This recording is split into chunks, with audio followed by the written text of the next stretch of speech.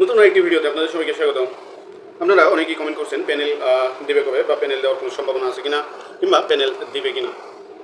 আচ্ছা, তৃতীয় ধাপের ফলাফল চূড়ান্ত ফলাফল হয়ে ইতিমধ্যে নিয়োগ সম্পন্ন হয়েছে।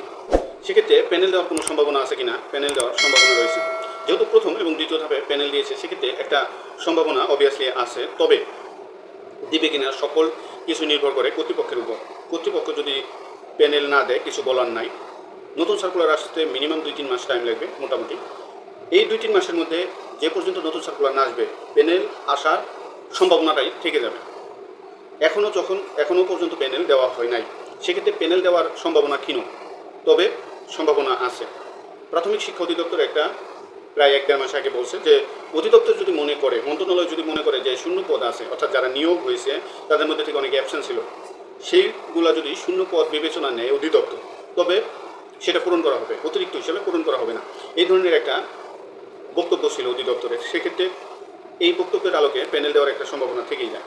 তবে প্যানেল দিবে কি দিবে না তার জন্য আরও সময় ধৈর্য ধরতে হবে, কারণ যে পর্যন্ত অধিদপ্তর কিছু না বলবে, রেজাল্ট না দেবে, সে পর্যন্ত শিওর দেওয়া কিচ্ছু বলা যাচ্ছে না।